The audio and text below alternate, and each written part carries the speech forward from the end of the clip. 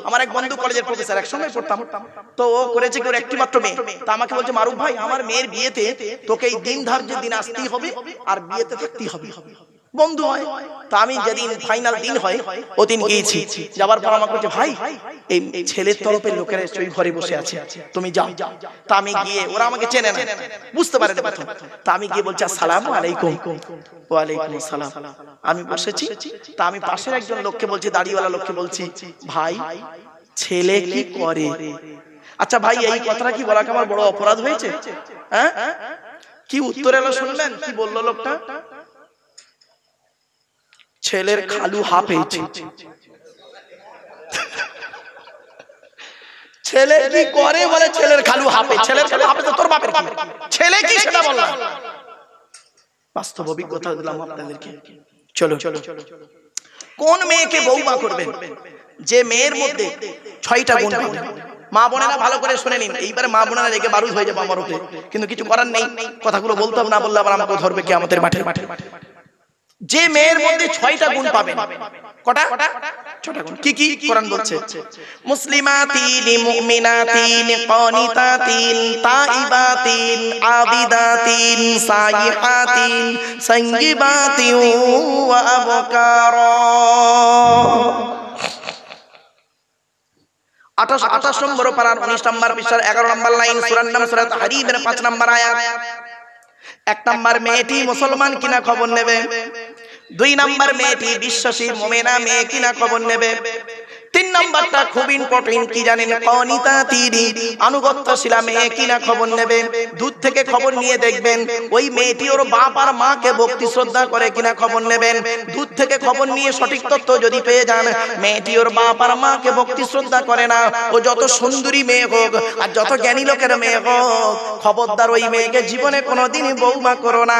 ও নিজের বাম্মাকে ভক্তি শ্রদ্ধা করে না, তোমার বাম্মার পাতে সহজে এক থালা ভাত দিতে চাইবে না। বাস্তবটাই বললাম, মনে রাখবেন। বর্তমান সময়ে বেশিরভাগ মেয়ের সংসার নষ্ট হয় মেয়ের মায়ের কান ভাঙানিতে। ঠিক না ঠিক?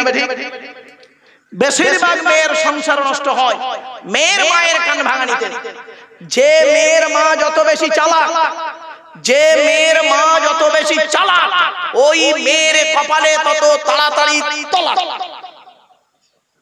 অসুবিধা না, বাস্তব বলছি। নারী জাতির পৃথিবীতে শত্রু হলো দুটো। কটা? দুটো শত্রু। 1 নম্বর শত্রুর নাম শুনুন। নারী জাতির 1 নম্বর শত্রুর নাম হলো সতীন। কি বললাম? সতীন হলো নারী জাতির চরম শত্রু। কিরকম শত্রু দেখবেন? নারীদের বুদ্ধি দেখুন, নারীদের বুদ্ধি কিরকম। নারী জাতির সতীন কিরকম শত্রু দেখুন, বুদ্ধি নারীর কিরকম দেখুন। স্বামী মরে যায় যাক, সতীন তো বিধবা হলো, ও নিজে যে বিধবা হয়ে গেছে খেয়াল। চলে। নারী জাতির আরেকটা শত্রুর নাম বলছি, শুনে নিন। এটা কোন থানা ভাই? হাসনাবাদ। নারী জাতির আরেকটা শত্রুর নাম হলো ননদ। ননদ কাকে বলে? স্বামীর বোন। ননদ। এই জন্য আপনাদের বলে যাচ্ছি, বাবা, বোনকে যখন কিছু দেবেন, ছোলা, চিনি, জামা কাপড়, টাকা পয়সা দেবেন, বউকে না জাইনে দেওয়াটাই উত্তম।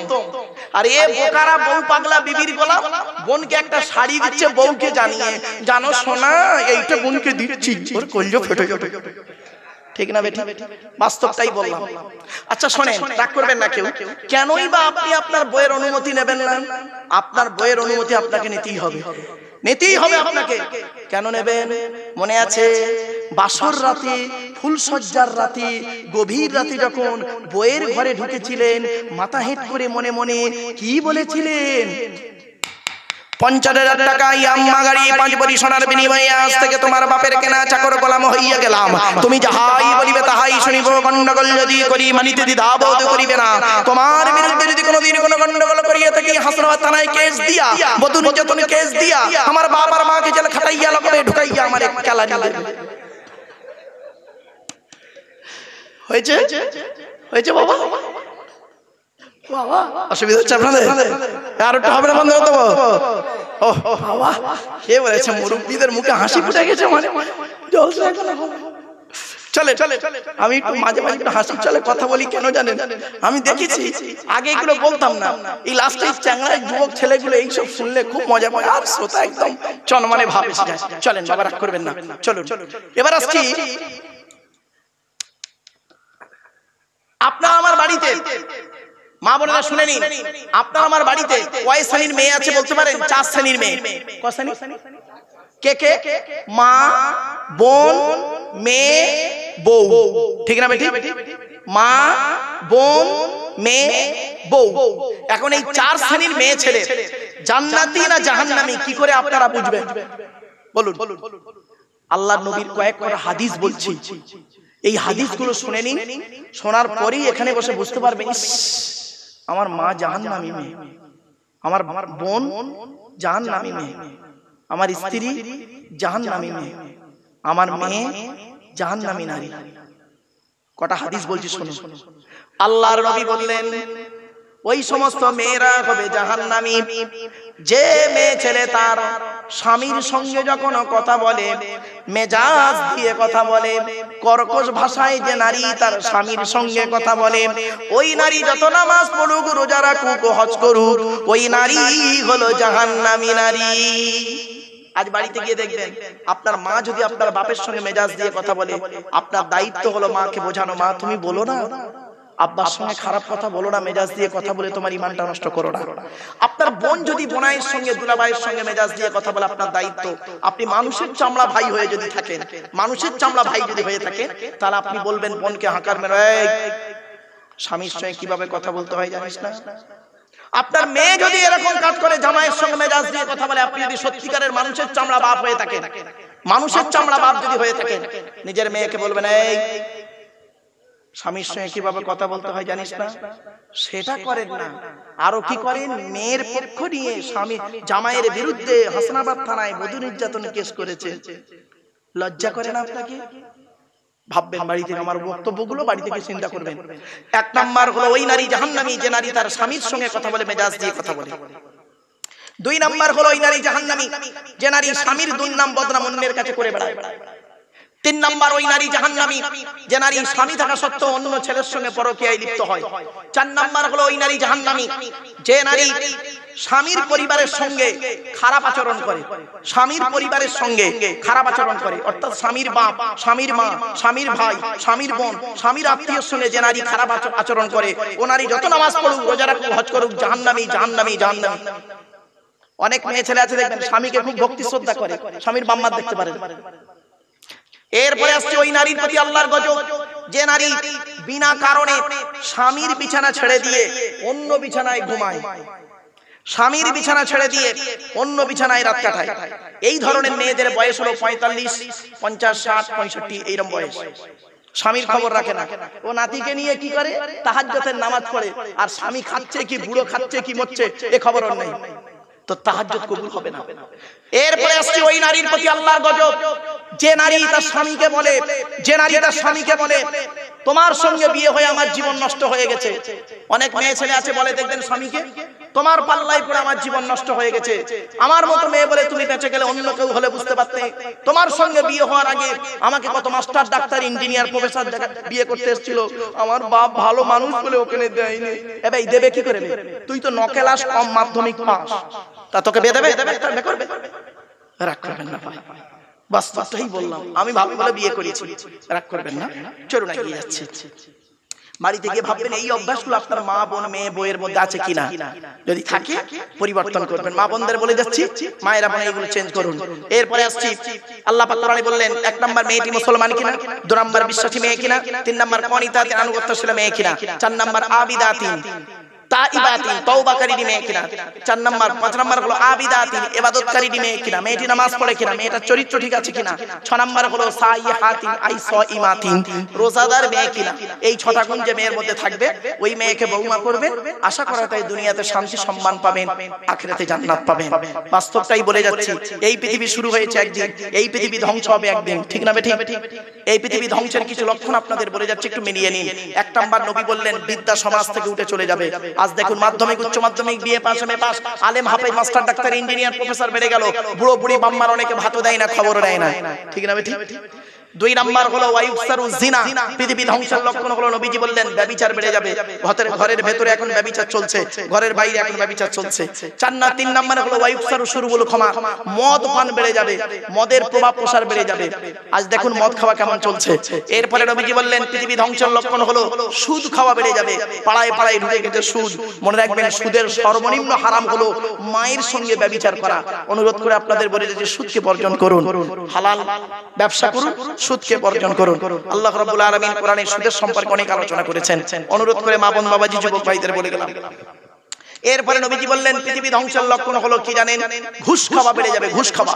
এরপরে নবীজি বললেন পৃথিবী ধ্বংসের লক্ষণ হলো পিতামাতার অবাধ্য সন্তান হবে, মেরিয়ে নিন।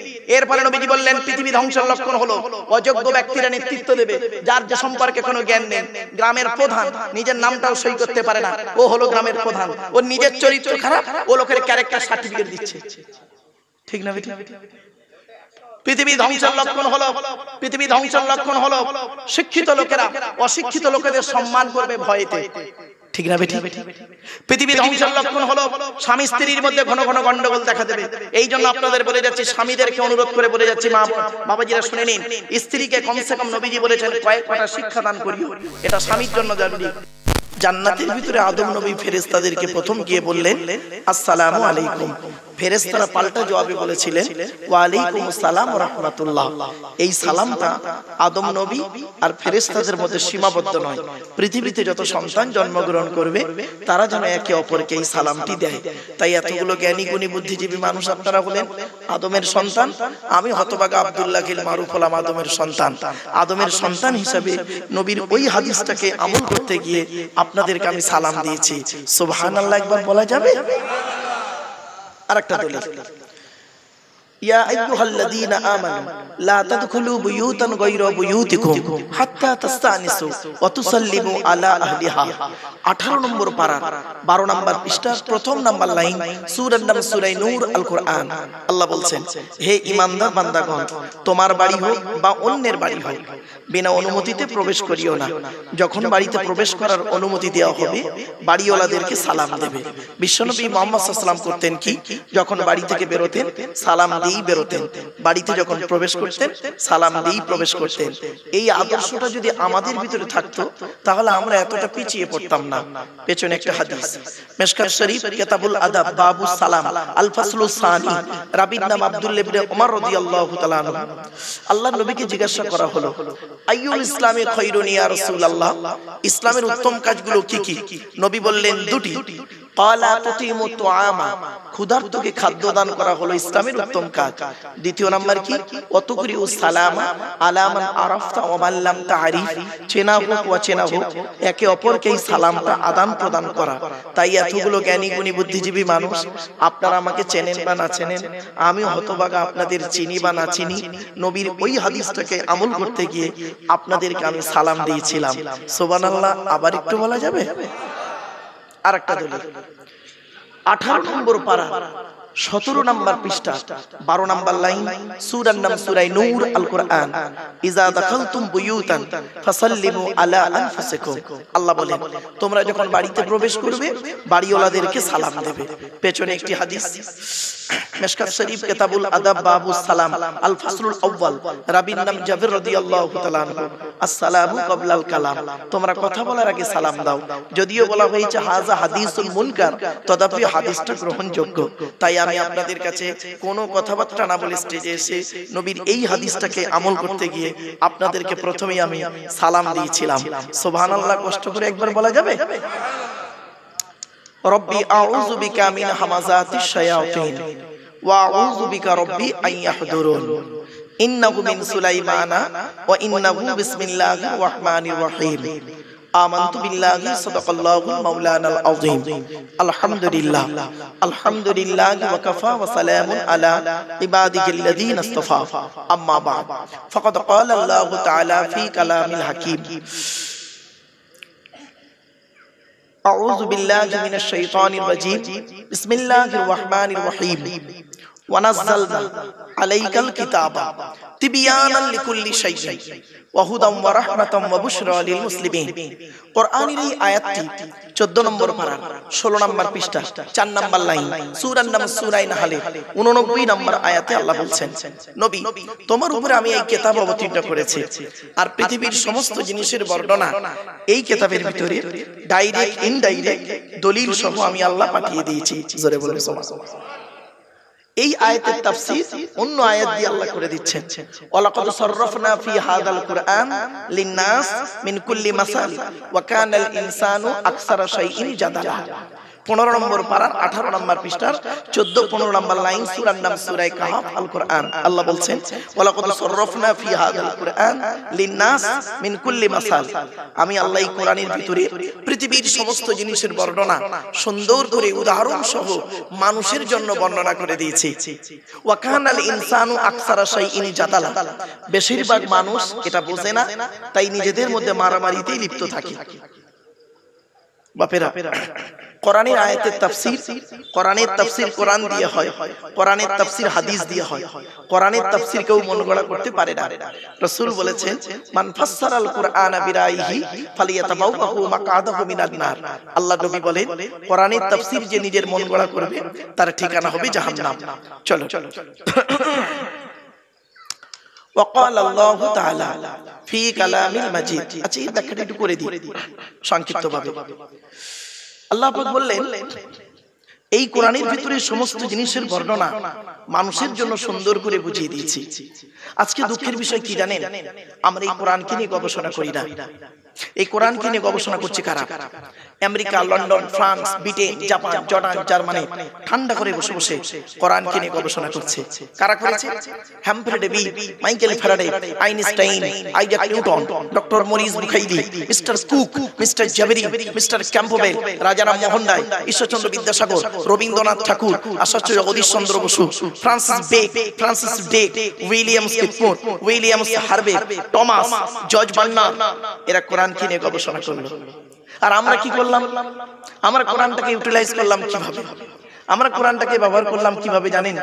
কিছু মৌলবী সাহেব, সকলে নয়, কিছু ব্যক্তি আমরা কোরআনটাকে ইউটিলাইজ করলাম তেল পড়া, পানি পড়া, ওয়াজ করা, খতম পড়া, তাবিজ পড়া, আরো বিভিন্ন কাজে, এবং বললাম কি কোরআনের কিছু আয়াতকে নিয়ে নিজেদের মধ্যে মারামারিতে লিপ্ত হয়ে গেলাম।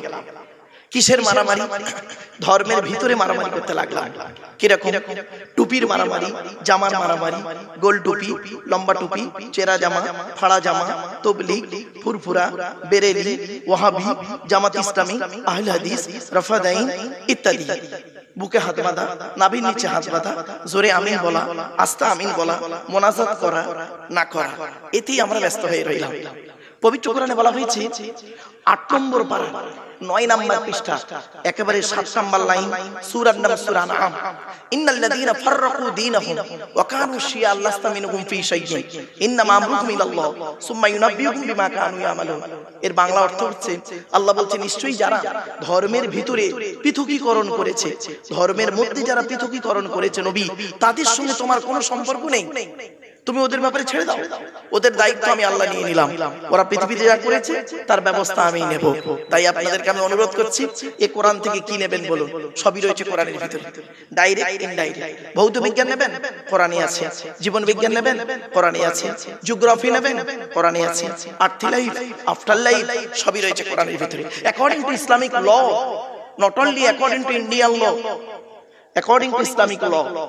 আজকে আমরা এই কিতাবটাকে মূল্যায়ন করতে পারলাম না। চলুন একটু দেখি, টু দি পয়েন্টের উপরে কয়েকটা কথা বলার সুযোগ আমাকে দিন। আমি আপনাদেরকে আলোচনা শুরুতেই অনুরোধ করব, আপনাদের যদি একটু দয়া করে মেহেরবানি করে কোরআনের ভাষা অনুযায়ী একটু আগিয়ে আগিয়ে আসেন, গায়ে গায়ে বসেন, অত্যন্ত ভালো লাগে। জ্ঞানী গুণী বুদ্ধিজীবী মানুষ, আপনাদের জ্ঞান দেওয়ার ক্ষমতা আমার নেই বাবা, আগেই বলে নিই। আমি তেমন কোনো বড় বক্তা নই, তেমন কোনো বড় জ্ঞানী মানুষ আমি নই। আমি মনে করি আমার জ্ঞানটা হলো সীমিত সীমিত কিছু বই পুস্তক অক্ষর সিলেবাসের জ্ঞান, আর আপনাদের জ্ঞানগুলো হলো বিভিন্ন রকম কোয়ালিটি কোয়ান্টিটি বক্তার বক্তব্য শোনা জ্ঞান। তো আমি মনে করি আপনাদের জ্ঞানগুলো হলো প্রশান্ত মহাসাগরের মতো জ্ঞান, আর প্রশান্ত মহাসাগরের উপরে ছোট্ট একটা কলসির মতো আমার জ্ঞান। আমি আপনাদের জ্ঞান দিতে এসেছি, এটা যেন কোনোদিন ভাববেন না আমি আপনাদের জ্ঞান দেওয়ার ক্ষমতা রাখি নাই। পেশাগত দিক থেকে বর্তমানে আমি একজন উচ্চ মাধ্যমিক হাই মাদ্রাসার শিক্ষক, কলেজ বা ইউনিভার্সিটি ছেলে মেয়েও পড়াই, কাজে কাজে আমাকে একজন ছাত্র বলতে পারে। আমি বর্তমানে একজন 5টা ধর্মগ্রন্থের ছাত্র, তাওরাত, জবুর, ইনজিল এবং শ্রীমতী ভগবত গীতা এবং দ্বিহরি কোরআন, এই 5টা ধর্মগ্রন্থের একজন ছাত্র হিসাবে আপনাদের কাছে এসেছে। আল্লাহ নিয়েছেন তাই কিছু কোঅপারেট করার জন্য। জ্ঞানী গুণী বুদ্ধিজীবী মানুষ, একটু ধৈর্য সহকারে শোনার চেষ্টা করেন। চলুন টু দি পয়েন্টের উপরে কথাগুলো একটু বলার সুযোগ দিন আমার। আমি আপনাদেরকে আবেদন করছি, অর্ডার করছি না, আপনাদের কাছে আবেদন করছি, যখনই আপনারা জলসা দেবেন দয়া করে 3টে জিনিস ঠিক রাখবেন। কটা কটা আমার সাথে কথা বলেন না বাবা, আমার সাথে একটু কথা বলতে হবে। ওই বাচ্চাদেরকে একটু বসিয়ে দিন না বাবা।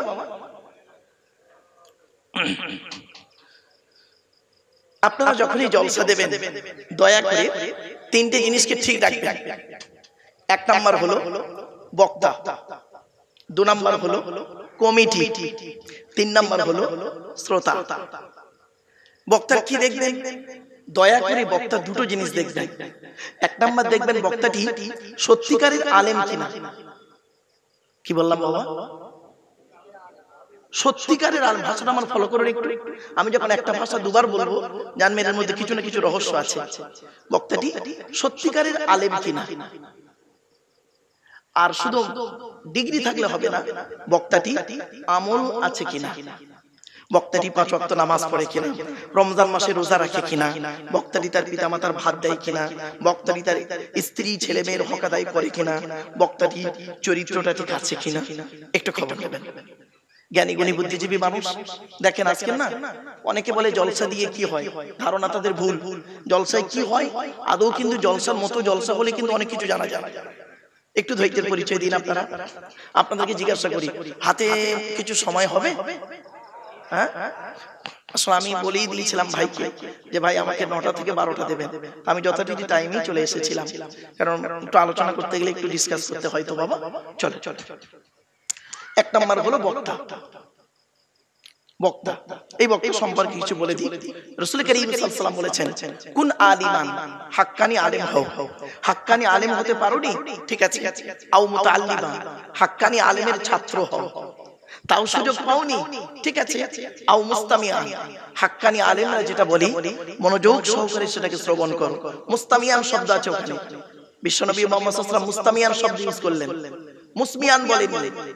মুস্তামিয়ান, মুস্তামিয়ান শব্দের অর্থ হলো একদম আন্তরিকতা নিয়ে কোন জিনিসকে শোনা। চলো নবী বললেন কি, কুন আদিমান, হাক্কানি আলেম হও। হাক্কানি আলেম হতে পারোনি, ঠিক আছে, অসুবিধা নেই। আও মুতাআল্লিমান, হাক্কানি আলেমের ছাত্র হও। তাও সুযোগ পাওনি, ঠিক আছে, আও মুস্তামিয়ান, হাক্কানি আলেমরা যেটা বলি মনোযোগ সহকারে সেটাকে শ্রবণ করো। তাও সুযোগ পাওনি, ঠিক আছে, আও মুহিব্বান, হাক্কানি আলেমদেরকে অন্তর দিয়ে ভালোবাসো। ওয়ালা তাকুন খামিসান ফাতুহলিকু, 5 নাম্বারটা হতে যেও না, তাহলে ক্ষতিগ্রস্ত হয়ে যাবে। এখন প্রশ্ন হলো হাক্কানি আলেমকে। চলো ওই হাদিসের ব্যাখ্যা হাদিস দিয়ে হচ্ছে। দেখুন আল্লাহ রাসূল বলছেন, আল্লাহু আজওয়াদু জুদান ওয়া আনা আজওয়াদু বানি আদম ওয়াজাদুকুম বাদি রাজুলুন আলিমা ইলমান ফানাশরাহু ইয়াতি ইয়াউমাল কিয়ামাতি আমিরাও ওয়াহিদা। সহজ সরল বাংলা মানে এটা কি? আল্লাহ নবী বলছেন আল্লাহ হলেন সবথেকে বড় দাতা, আল্লাহর পরে বড় দাতা হলাম আমি মুহাম্মদ সাল্লাল্লাহু আলাইহি ওয়াসাল্লাম। আমার পরে বড় দানশীল ব্যক্তি পৃথিবীতে হলো ওই আলেম, ওই আলেম যিনি ইলম অর্জন করেছেন, ইলম মোতাবেক নিজে চলেছেন, সমাজের মানুষকে বলেছেন, তার ইলম থেকে মানুষ উপকৃত হতে পেরেছেন। ওই শ্রেণীর আলেমকে কিয়ামতের মাঠে এক একটা দলের আমির করে আল্লাহ তুলবে। বাপেরা একটু বাড়িতে ফলো করো। 1 নাম্বার হলো বক্তা, 2 নাম্বার হলো কমিটি। শোনো, মাইন্ড করবেন না, এক্সকিউজ মি। জলসা কমিটি আলাদা, মসজিদ কমিটি আলাদা। জলসা কমিটি হতে গেলে কমসে কম তার 3টে গুণ থাকা দরকার। কটা বাবা? কমসে কম তার 3টে গুণ থাকা দরকার জলসা কমিটি হতে গেলে। আর মসজিদ কমিটি হতে গেলে এই কোরআনে আছে 5টা গুণ লাগবে। একটু ধৈর্যের পরিচয় দিন। জলসা কমিটি হতে গেলে কমসে কম তার 3টে গুণ থাকা দরকার। কি কি? 1 নাম্বার, সৎ হতে হবে। কি বললাম? সৎ। আচ্ছা, সৎ কোন লোকটাকে বলে বলুন তো দেখি? আমাদের কনসেপ্ট হলো, ধারণা হলো কি, যে লোকটার গালে দাড়ি, মাথায় টুপি, বড় পাঞ্জাবি, 5 ওয়াক্ত নামাজ পড়ে, এই লোকটাই সৎ বুঝি না। চলো, বিশ্বনবী মুহাম্মদ সাল্লাল্লাহু আলাইহি ওয়াসাল্লাম বলছেন সৎ কাকে বলে। চলো, বুখারীর হাদিস। আল্লাহর নবী একদিন বলছেন, তোমরা আমাকে দুটো জিনিসের গ্যারান্টি দিতে পারবে? সাহাবীদের লক্ষ্য করে বলছেন, তোমরা আমাকে দুটো জিনিসের গ্যারান্টি দিতে পারবে? তখন সাহাবীরা বললেন, ইয়া রাসূলুল্লাহ, আমরা যদি আপনাকে দুটো জিনিসের গ্যারান্টি দিই, তো বিনিময়ে আপনি কি আমাদের কিছুর গ্যারান্টি দেবেন? নবীজি বললেন, হ্যাঁ। তোমরা যদি আমাকে দুটো জিনিসের গ্যারান্টি দাও, তাহলে আমি তোমাদের জান্নাতের গ্যারান্টি দিয়ে দেব। বলছে বলুন। সাহাবীরা বলছেন, বলুন কি দুটো জিনিস বলুন। নবীজি বললেন, শুনে নিন, যতদিন বাঁচবেন দয়া করে মনে রাখবেন, 2 ঠোঁটের মাঝখানে এই জিভের গ্যারান্টি দাও। 1 নাম্বার, হারাম খাবার খাওয়া থেকে জিভটাকে ঠিক করো, বাজে ভাষা বলা থেকে জিভটাকে ঠিক করো, পরনিন্দা পরচর্চা করা থেকে জিভটাকে ঠিক করো। 1 নাম্বার হলো 2 ঠোঁটের মাঝখানে এই জিভের গ্যারান্টি দাও। আর 2 নাম্বার হলো 2 রানের বিছখানে লজ্জাস্থানের গ্যারান্টি দাও। 2 ঠোঁটের মাঝখানে 2 রানের বিছখানে, এই দুটো জিনিসের গ্যারান্টি তোমরা আমাকে দাও, আমি তোমাদের জান্নাতের গ্যারান্টি দিয়ে দেব। এই জন্যই প্রফেট মুহাম্মদ সাল্লাল্লাহু আলাইহি ওয়াসাল্লাম বলেছিলেন, the messenger of Allah, peace be upon him, said, the best among those with good manner. নবী বলেছিলেন, তোমাদের মধ্যে উত্তম ব্যক্তি হলো ওই লোকটা যার ক্যারেক্টার, চরিত্র ভালো, ওই লোকটাই হলো উত্তম ব্যক্তি। একজন উকিল, ব্যারিস্টার, মাস্টার, ডাক্তার, মোল্লা, মৌলভী সাহেব, পীর সাহেব, দরবেশ সাহেব, আমির সাহেব, মুফতি সাহেব যদি চরিত্র খারাপ হয়, আর একজন টোটোওয়ালার চরিত্র যদি ভালো হয়, টোটোওয়ালাটাই হলো আল্লাহর কাছে প্রিয় ব্যক্তি। Many loss is something loss, health loss is nothing loss, but character loss, everything loss. মানুষের যদি টাকা চলে যায়, ইনকাম করলে টাকাটা আবার ফিরে আসবে। মানুষের যদি শরীর চলে যায়, ভালো মন্দ খেলে শরীরটাও ফিরে আসবে। কিন্তু বন্ধু, মানুষের যদি চরিত্র চলে যায়, চরিত্র কিন্তু আর ফিরে আসবে না। তাই নবী বললেন, 2 ঠোঁটের মাঝখানে 2 রানের বিছখানে। মারাত্মক কথা, বাড়ি থেকে ভাববেন। চলো, নাম্বার 2, জলসা কমিটি হতে গেলে বাবা হালাল খাবার খেতে হবে। কি বললাম বাবা? হালাল খাবার খেতে হবে। এই কোরআনে আছে 250 রকমের হারাম। কত কত কত? 250 রকমের হারাম আর 250 রকমের হালাল। আমি যে তাফসীরটা লিখছি, তাফসীরের নাম হলো তাফসীর আবু বকর সিদ্দিক। তো আমার লেখা তাফসীর যেদিন আপনাদের হাতে এসে পৌঁছাবে বাবা, সেদিন আমি হয়তো আর এই পৃথিবীতে থাকবো না, অন্ধকার নীরব নগরে চলে যাব। মানুষ চলে যায়, কথাটাই রয়ে যায়। বাড়িতে একটু মিলিয়ে নেবেন। 1 নাম্বার হলো জলসা কমিটি হতে গেলে তাকে সৎ হওয়া উচিত।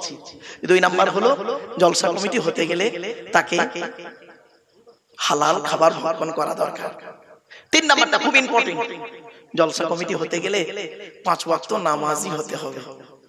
অনেক জলসা কমিটি আছে দেখবেন তারা 5 ওয়াক্ত নামাজও পড়ে না। আজকের কেন জলসার প্রতি মানুষের তো অনীহা? কারণ কি? আমরা অনীহাটা খুঁজে বের করতে পারি না। চলুন এগিয়ে যাচ্ছি। এবার আসছে মসজিদ কমিটি হতে গেলে কটা গুণ থাকবে, কোরআনে আছে, বলে দিচ্ছি।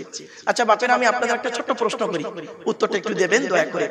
আপনাদের এখানে জুম্মা মসজিদ আছে? আছে।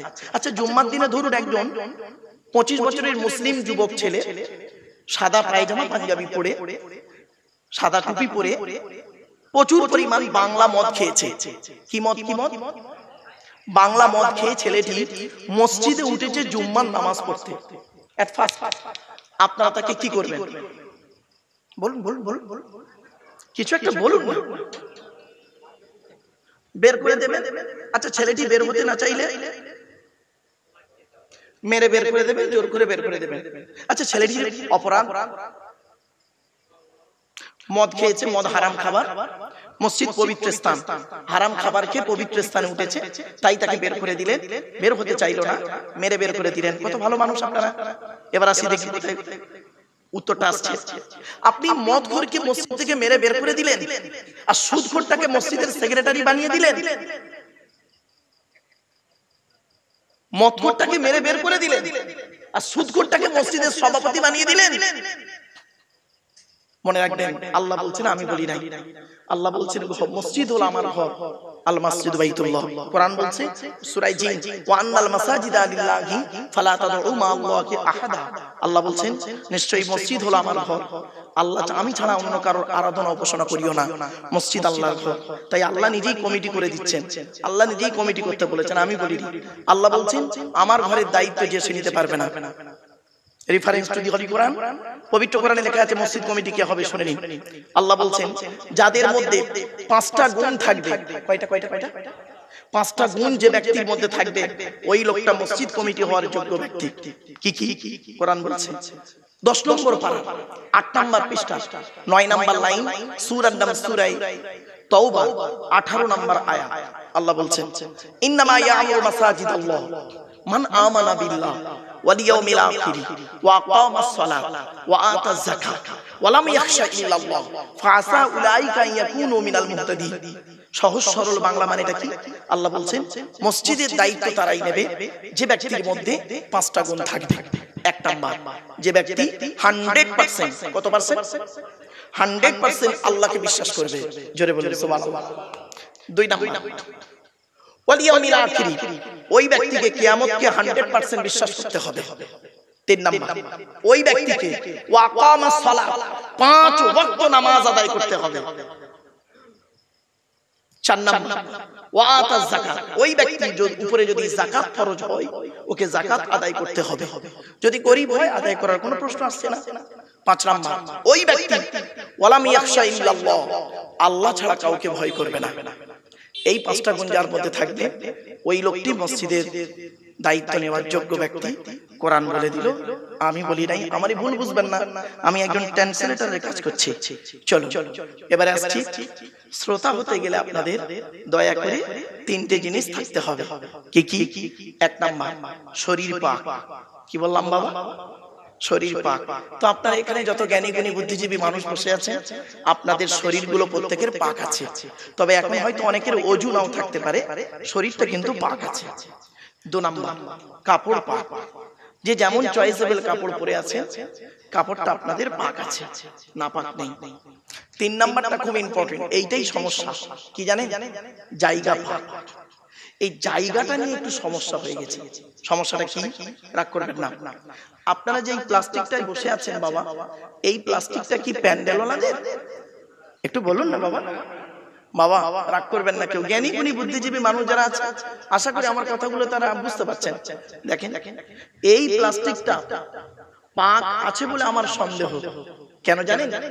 প্যান্ডেল আজকে এখানে পেতে দিয়েছে, কালকে খানা বাড়ি, শ্রাদ্ধ বাড়ি, অন্নপ্রাশন বাড়ি, বিয়ে বাড়ি, মরা বাড়িতে যাবে, আবার এখানেই দেখবেন ওয়াজ শেষে তাবারুক খাওয়ানো হবে, আবার কত মানুষ জুতো পায়ে উপরে চলাফেরা করবে, আবার দেখবেন এলাকার কিছু কুকুর আছে তারা আবার খাওয়ার পরে দেখবেন এসে কামড়া কামড়ি করবে। প্যান্ডেলওয়ালা এটাকেই আবার পাট করে পাশের গ্রামের জলসায় পেতে দেবে। 3 বার তো ধৌত করলো না, পেতে দিল। সত্যি কথা বলুন তো দেখি, একজন সত্যিকারের নামাজি মুসল্লি যার শরীর কাপড় পাক, এই প্লাস্টিকের উপরে বসার কারণে তার কাপড়টা নাপাক হয়ে যাওয়ার সম্ভাবনা খুবই বেশি। আপনারা কি বলেন? তাহলে এটা কি করা উচিত ছিল? আগামীতে যখন জলসা করবেন অনুরোধ করে যাচ্ছি, এই প্যান্ডেলওয়ালাদের মালের উপরে মসজিদ থেকে মশাল্লাগুলো এনে বিছিয়ে দেবেন, আর একটু লিখে দেবেন দয়া করে বিনা ওযুতে প্রবেশ নিষেধ, দয়া করে বিনা ওযুতে কেউ বসবেন না।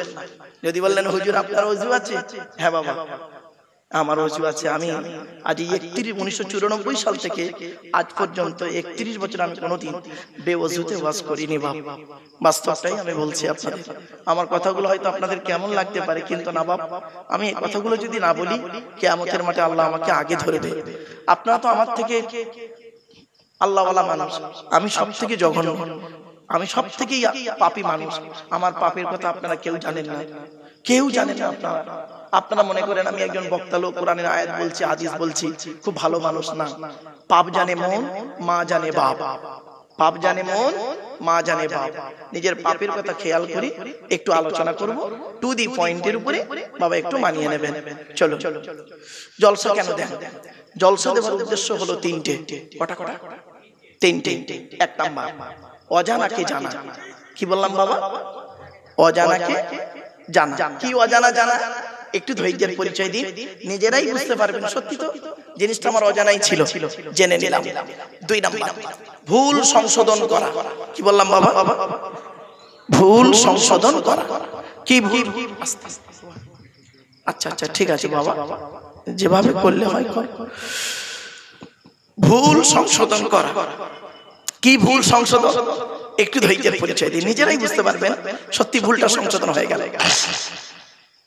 3 নাম্বার, কিছু পরামর্শ নিয়ে নেওয়া। কি পরামর্শ দেব আমি?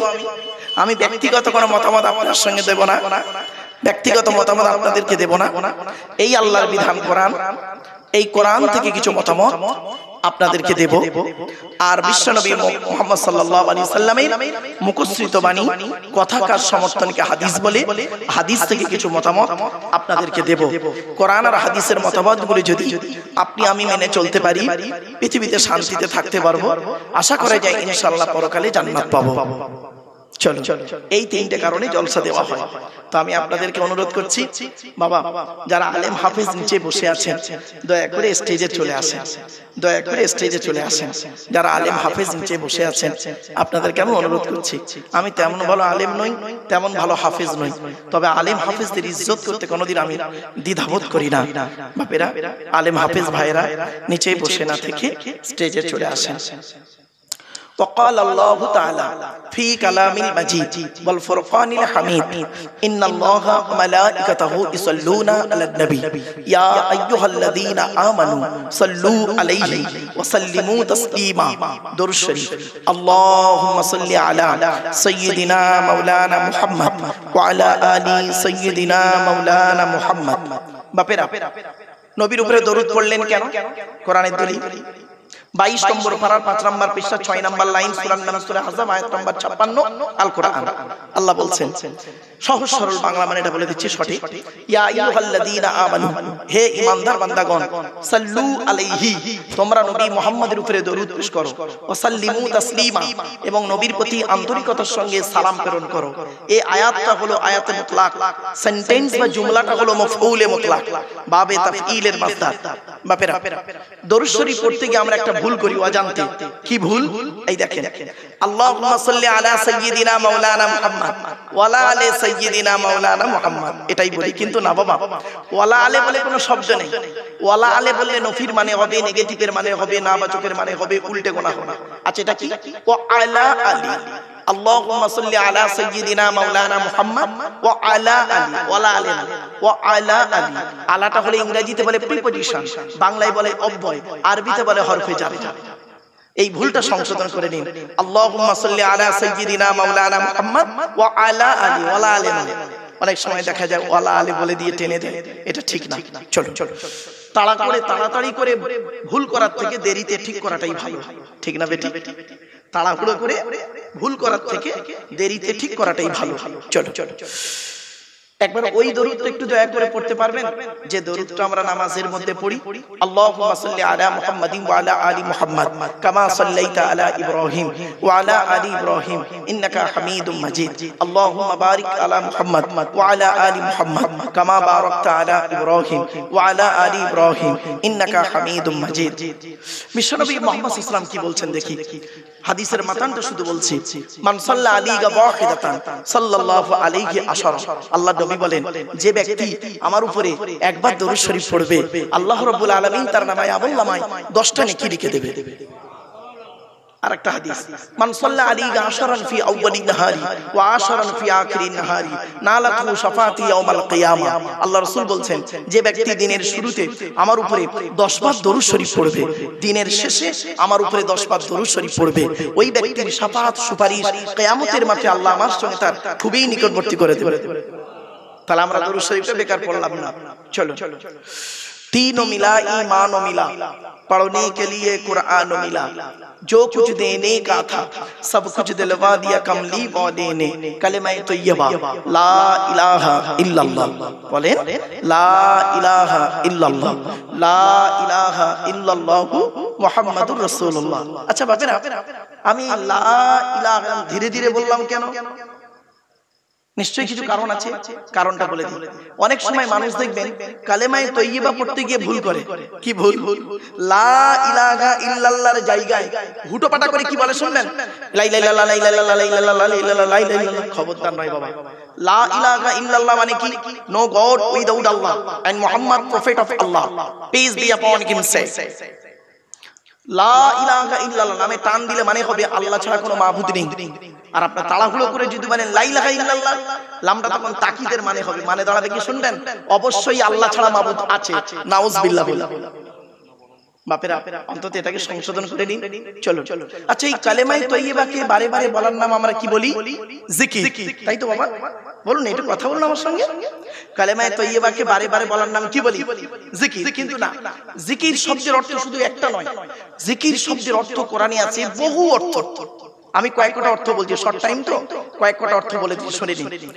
জিকির শব্দের অর্থ হলো কোরআন। কি বললাম? জিকির মানে কোরআন। দলিল কোরআনে আল্লাহ বলছেন ইন্না নাহনু নাযালনা যিকরা ওয়া ইন্না লাহু লাহাফিজুন। 14 নম্বর পারার 1 নম্বর পৃষ্ঠার 8 নম্বর লাইন, সূরার নাম সূরা হিজরের 9 নম্বর আয়াত। আল্লাহ বলছেন ইন্না নাহনু নাযালনা যিকরা, আমি আল্লাহ জিকির নাযিল করেছি, তার মানে কোরআন নাযিল করেছি।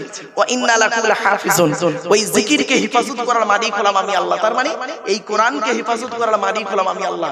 এখানে জিকির মানে লা ইলাহা ইল্লাল্লাহ বলা নয় বাবা, জিকির মানে হলো কোরআন।